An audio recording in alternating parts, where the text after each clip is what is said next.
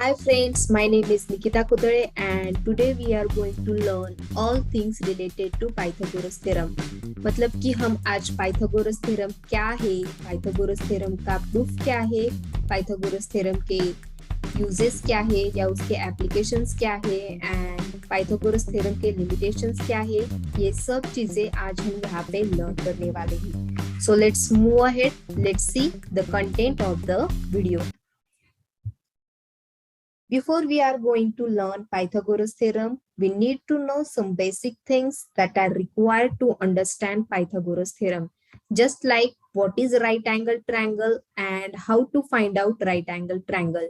Second most important thing, that what is hypotenuse and how to identify hypotenuse in right angle triangle. Then when we learn the statement of the Pythagoras theorem. उसके बाद हम देखेंगे theorem 6.7 and how theorem 6.7 is used to prove Pythagoras theorem. Then we will learn the actual proof of Pythagoras theorem. उसके बाद हम देखने वाले हैं applications of Pythagoras theorem and at the end we will learn the limitations of Pythagoras theorem. Now first we will see what is right angle triangle. What is right angle triangle? यहाँ पे मैंने लिखा है if any angle of triangle measures 90 degree, then we can call that triangle as right angle triangle. मतलब कि triangle के तीनों angle में से यदि कौन सा भी एक एंगल 90 डिग्री मेजर करेगा, then that will be right angle triangle. Let's see with an example. यहाँ पे आपके स्क्रीन के ऊपर देखिए, यहाँ पे मैंने triangle A B C draw किया है और यहाँ पे एंगल बी मेजर कर रहा है 90 डिग्री.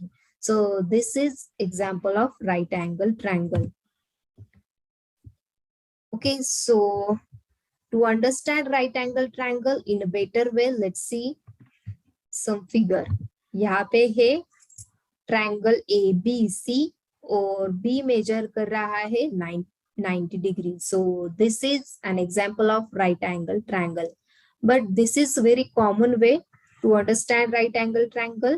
अब मैं और दो फिगर दिखाती हूँ. यहाँ पे देखिए triangle PQR. Is this right angle triangle? Yes, this is also right angle triangle because Q measures 90 degree. So this is also an example of right angle triangle. Let's see third figure. यहाँ पे है XYZ. Is this right angle triangle? Yes, this is also right angle triangle because Y measure कर रहा है 90 degree. So this is also an example of right angle triangle. So यहाँ से हमें क्या पता चलता है कि ट्रायंगल्स के शेप अलग अलग हो सकते हैं, but still they are right angle triangle because उनमें से कौन सा भी एक एंगल यदि 90 डिग्री होगा, then it will be right angle triangle. अब हम देखेंगे एंगल डिनोशन, मतलब कि एंगल कैसे डिनोट किए जाते हैं. यहाँ पे फर्स्ट फिगर में देखिए, ये है हमारा angle A B C which is equals to 90 degree and it is denoted by this type of sign. Let's see next figure. यहाँ पे है angle P Q R which is greater than 90 degree and it is denoted by this curve like sign. Let's see third figure. यहाँ पे है XYZ which is less than 90 degree and it is also denoted by this curve like sign.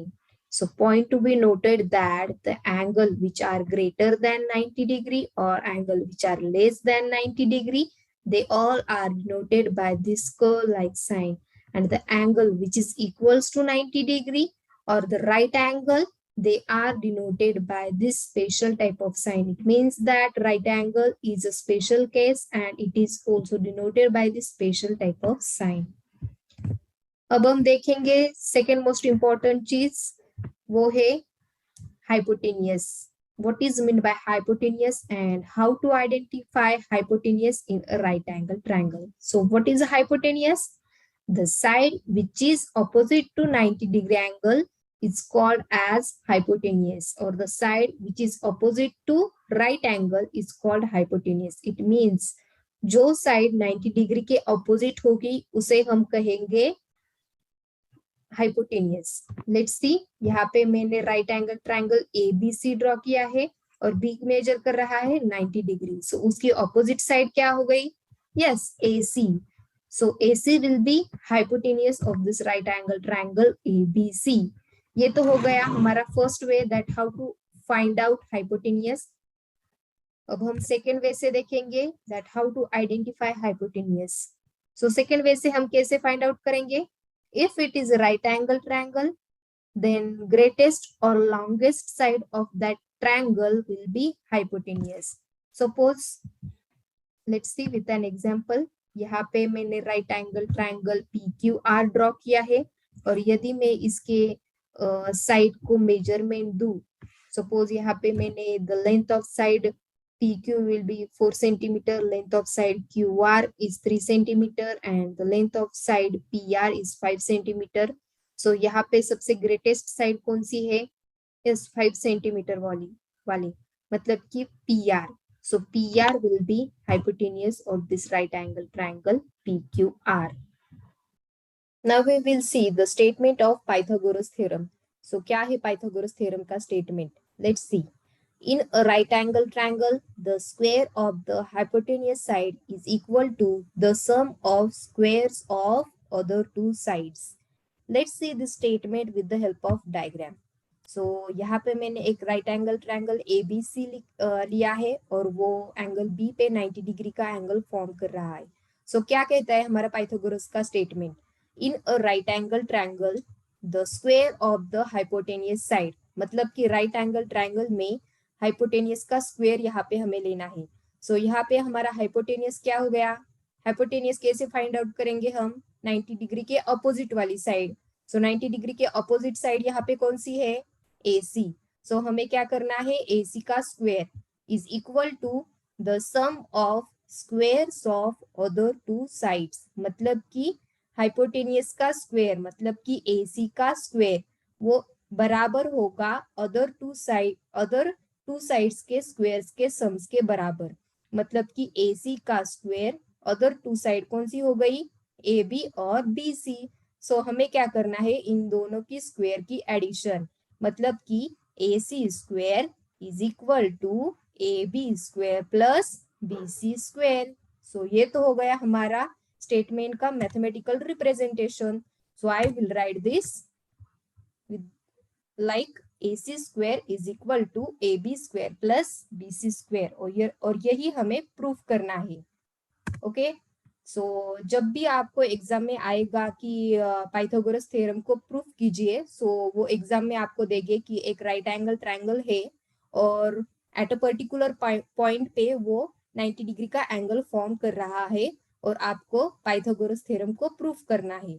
सो उसे exam में लिखने का एक तरीका होता है, जैसे कि यहाँ पे आप देख सकते हैं मैंने गिवन में लिखा है right angle triangle ABC at point B, मतलब कि पॉइंट B पे वो 90 डिग्री का एंगल फॉर्म कर रहा है और आपको प्रूफ करना है पाइथागोरस का थ्योरम, मतलब कि AC square is equal to AB square plus BC square.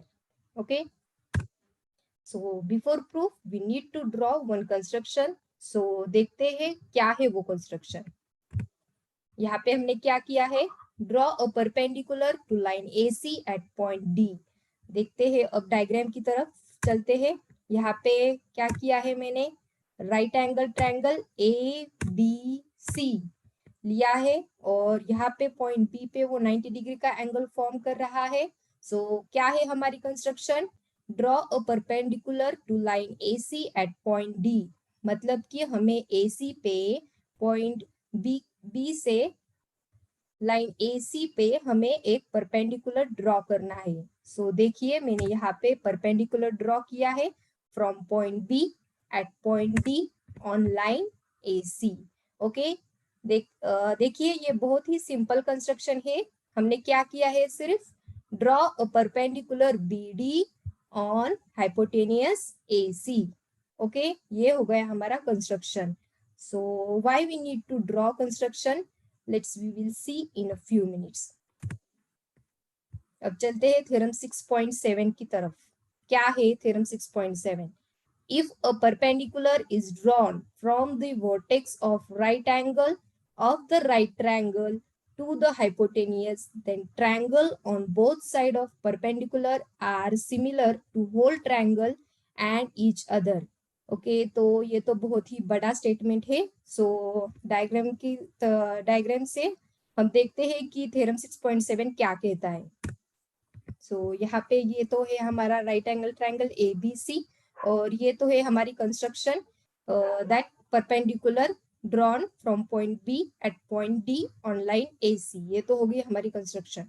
So theorem 6.7 क्या कहता है, दिस परपेंडिकुलर की वजह से ये जो दो नए ट्रायंगल्स फॉर्म हुए हैं आप देख सकते हैं.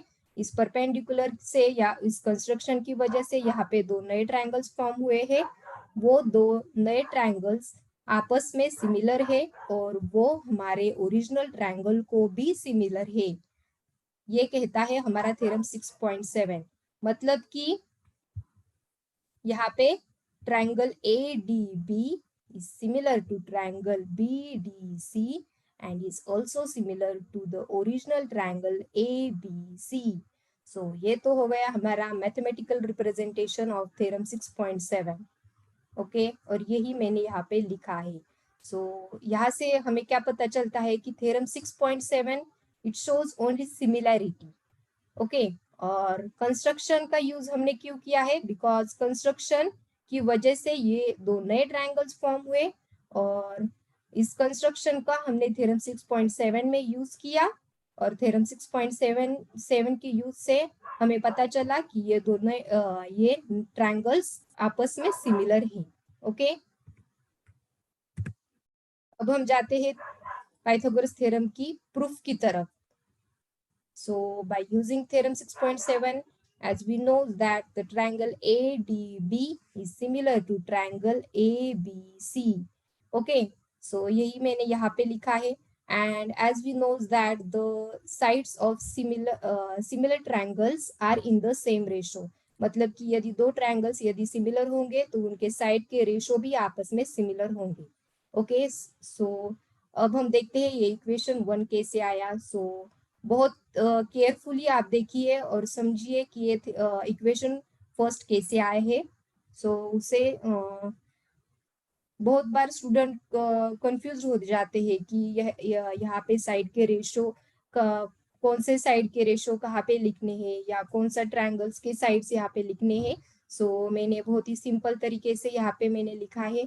सो फर्स्ट वाला यहाँ पे जो भी लेफ्ट में हम लिखेंगे वो एडजेसेंट साइड लिखेंगे और राइट हैंड साइड में जो भी लिखेंगे वो हाइपोटेनियस लिखेंगे.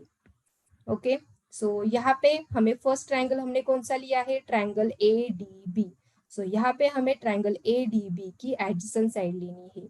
सो यहाँ पे 90 डिग्री एंगल पॉइंट D पे फॉर्म हुआ है. सो उसकी एडजेसेंट साइड क्या हो गई, यहाँ पे side AD and side BD. But यहाँ पे हम AD साइड लेंगे बिकॉज यहाँ पे हमें कॉमन साइड लिखनी है जो ट्रायंगल ADB में भी आएगी और ट्रायंगल ABC में भी आएगी.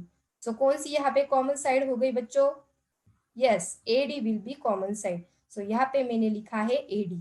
उसके करस्पॉन्डेंस हम ट्रायंगल ABC की एडजेसेंट साइड लेंगे. सो ट्रायंगल ABC मतलब कि एंगल B की एडजेसेंट साइड यहाँ पे कौन सी हो गई, AB and side BC. But here we also take common side. Okay, so common side कौन सी हो गई, AB because it is common in ADB and triangle ABC also. So यहाँ पे मैंने लिखा AB और राइट हैंड साइड में हमें क्या लेना है, उसी एंगल्स के हाइपोटेनियस.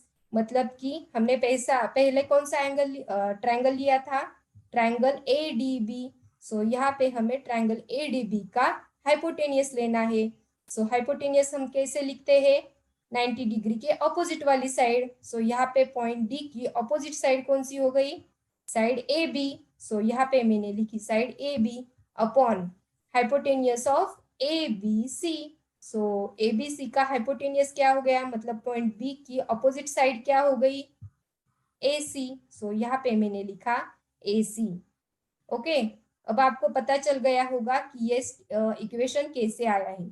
अब नेक्स्ट हमें क्या करना है, उनका cross multiplication. So by after cross multiplication we will get AD into AC is equal to A B into A B, but A B into A B क्या हो गया, A B square. Okay, so यही मैंने यहाँ पे लिखा है and this is our equation number 1। Okay, अब आपको पता चल गया होगा कि ये इक्वेशन नंबर 1 कैसे आया है। उसी के सिमिलर अब हम क्या लेंगे, इस ट्रायंगल, पहले हमें यहाँ पे क्या कौन सा लिया था, ट्रायंगल ए डी बी। अब हमें सेकेंड वाला ट्रायंगल लेना है, मतलब कि ट्रायंगल बी डी सी, और उसको हमें सिमिलर ओरिजिनल ट्रायंगल से लिखना है, मतलब कि triangle B D C is similar to triangle A B C. यही मैंने यहाँ पे लिखा है। अब ये इक्वेशन इसी प्रकार हमें यहाँ एक ये इक्वेशन लेना है, मतलब कि लेफ्ट हैंड साइड में यहाँ पे हम एडजेसेंट साइड लेंगे और राइट हैंड साइड में हम यहाँ पे हाइपोटेनियस लेंगे। सो पहला हमारा ट्रायंगल कौन सा है, यहाँ पे ट्रायंगल बी डी सी। सो हमें बी डी सी की एडजेसेंट साइड लेनी है, मतलब एंगल डी की adjacent side. So angle D की एडजेसेंट साइड यहाँ पे कौन सी हो गई, side B D and side D C. But here also we take common side, so common side कौन सी हो गई यहाँ पे, DC, because it is because ये साइड BDC में भी आती है और ट्रायंगल ABC में भी आती है। सो यहाँ पे मैंने लिखी side DC upon adjacent side of triangle ABC। सो यहाँ पे B की एडजेसेंट साइड कौन सी हो गई, AB एंड BC, बट यहाँ पे अगेन कॉमन साइड कौन सी हो गई, BC। सो यहाँ पे मैंने लिखा BC is equal to hypotenuse of triangle BDC। So BDC का हाइपोटेनियस क्या हो गया, मतलब D की अपोजिट साइड कौन सी हो गई यहाँ पे, BC। So BC will be hypotenuse. So यहाँ पे मैंने लिखा BC upon hypotenuse of triangle ABC। So ABC का हाइपोटेनियस क्या हो गया, एंगल B की opposite side, yes AC। So यहाँ पे मैंने लिखी AC। ओके, अब हमें क्या करना है, उनका cross multiplication. So by after cross multiplication we will get DC into AC is equal to BC into BC, but BC into BC क्या हो गया, BC square. So this is equation number 2। Okay, अब हम क्या करेंगे, equation number 1 और equation number 2 की addition. So by after adding we will get, यहाँ पे आप देख सकते हैं AC एंड AC, ये जो है ये दोनों में कॉमन आएगा। सो यहाँ पे मैंने AC यहाँ पे आउटसाइड द ब्रैकेट लिया है और इनसाइड द ब्रैकेट हम क्या लेंगे, AD एंड CD, और उनकी क्या करेंगे हम एडिशन। सो यहाँ पे मैंने लिखा AC in bracket AD plus CD is equal to, ये जो है राइट हैंड साइड का वो वैसे ही नीचे आएगा। सो यहाँ पे मैंने लिखा है AB स्क्वायर प्लस BC का square, but as we know AD plus CD, ये क्या हो गया हमारा टोटल AC। सो यहाँ पे मैंने AC लिखा है और अदर जो है वो वैसे ही नीचे आएगा। But as we know AC into AC क्या हो गया, AC स्क्वेयर। सो यहाँ पे मैंने लिखा AC square is equal to AB square plus BC square, and hence this is proved and this is the statement of Pythagoras theorem, मतलब कि hypotenuse square is equal to the sum of squares of other two side. और ये हो गया हमारा Pythagoras theorem का proof. Okay, अब हम देखेंगे कि पाइथागोरस थ्योरम कहाँ कहाँ पे यूज किया जाएगा और उसके लिमिटेशंस क्या है। सो क्या है पहला, सॉरी उसके एप्लीकेशंस क्या है। सो क्या है हमारा पहला application, if triangle is right angle triangle then we can find length of any side if the length of other two sides are known। मतलब कि यदि दिया हुआ ट्रायंगल यदि राइट एंगल ट्रायंगल होगा और उसके दो साइड्स की लेंथ यदि हमें पता होगी तो automatically we can find the length of third side, okay, with the help of Pythagoras theorem.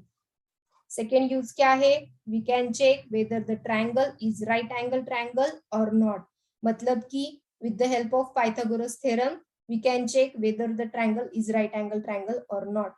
कैसे हम उसको फाइंड आउट करेंगे, as we know that the hypotenuse square is equal to the sum of square of other two side, ये तो हमें पता है। और यदि हाइपोटेनियस का स्क्वायर अदर टू साइड के स्क्वायर के सम के बराबर होगा तो वो हमारा राइट एंगल ट्रायंगल होगा, और यदि hypotenuse square other two side के स्क्वायर के सम के बराबर नहीं होगा तो वो हमारा राइट एंगल ट्रायंगल नहीं होगा। ओके, ये ये हो गया हमारा second use. And third use क्या है, we can find diagonal length of square and rectangle. as we know that the angle of square and rectangle are right angle, मतलब कि हमें पता है कि स्क्वायर के एंड रेक्टेंगल के जो भी एंगल होते हैं वो 90 डिग्री के होते हैं। उसका जो भी डायगोनल है उसे हम हाइपोटेनियस कंसिडर करके उस डायगोनल की लेंथ हम फाइंड आउट कर सकते हैं। यदि स्क्वायर्स के और रेक्टेंगल के साइड की लेंथ हमें पता होगी तो उसके डायगोनल की लेंथ हम फाइंड आउट कर सकते हैं with the help of Pythagoras theorem. Okay, and at the end क्या है लिमिटेशंस ऑफ पाइथागोरस थ्योरम। क्या है पाइथागोरस थ्योरम का limitation, that the Pythagoras theorem is applicable only to right angle triangle. मतलब कि Pythagoras theorem only right angle triangle में ही applicable है, अदर एंगल्स अदर ट्रायंगल में मतलब कि एक्यूट और ऑब्टूस ट्रायंगल्स में हम उसे यूज नहीं कर सकते। So thank you for watching this video. If you like this video, hit the like button, and if you want to see such more videos, then subscribe the channel. And if you have any doubt regarding the Pythagoras theorem, then you can comment in comment box. Thank you.